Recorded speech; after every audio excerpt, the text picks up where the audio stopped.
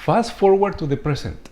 The units have been operating safely for several decades, and the intense radiation in the core has caused some physical changes to the material properties of the fuel channels. The pressure tubes elongate, sag, and experience an increase in their diameter. All of them are minor but measurable effects. We often refer to this phenomena as the aging of the pressure tubes. The reactor then needs to be refurbished. Since the stations began the commercial operation within a few years of each other, many of the units are due to be refurbished around the same time. To this date, Units 1 and 2 of the Bruce A generating station and the unit at Point La Pro generating station are the only 3 units refurbished in Canada. Darlington Nuclear Generating Station is in the middle of its refurbishment period, which is expected to last almost 10 years, from 2016 to 2025. Bruce Power is at the beginning of the refurbishment of 6 units, which is expected to last from 2020 to 2030. Refurbishing a unit is more than just replacing the fuel channels and feeder pipes. A refurbishment is a great opportunity to implement additional improvements such as digital instrumentation and controllers, upgrades to the unit computer, replacing of key pieces of equipment, for example. The public wants the units to have an even better and safer performance in the second life. You may be wondering, second life? Can they have a third life? The answer is, sure they can. After all, the nuclear generating stations are strategically important assets for the provinces to ensure a diverse supply of electricity, and their benefits to the public, electricity and isotope production, heavily outweigh the very small risk posed by their operation to the workers, the public and the environment.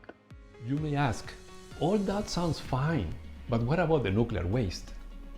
Oh yes, the waste.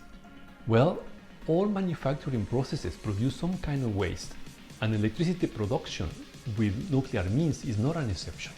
We have the waste. Let's talk about that in a future video. It may be surprising to many people that most of our supply of electricity is generated by forcing a relative motion between the magnetic field of a magnet and a coil made with a conductor. You can make it turn with flowing water, high pressure steam, or strong winds. They all use the same phenomenon, electromotive force, or force that moves electrons, which is electricity.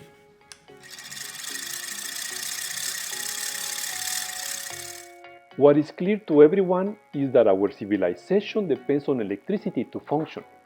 It is difficult to imagine an activity in our lives or the fabrication of a needed commodity that does not involve the use of electricity at one step or another. Another very important benefit is that we can use electricity to combat climate change. Electrification is a great tool to achieve that objective. Electric transportation with cars, buses, trucks, boats, planes will go a long way to avoid burning of fossil fuels. And I'm not an anti-oil person, no. Oil, pipeline, refinery are not dirty words. They are just important elements in our energy sector. Oil is a fantastic substance from which you can obtain close to 6,000 great products: greases, light oils, heavy oils, plastics, rubbers, chemicals, etc.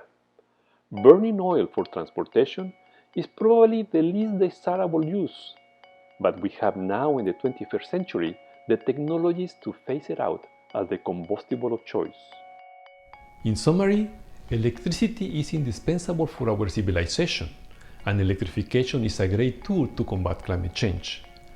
In particular, electricity production with nuclear power is a very important source of clean, abundant, and reasonably priced electricity.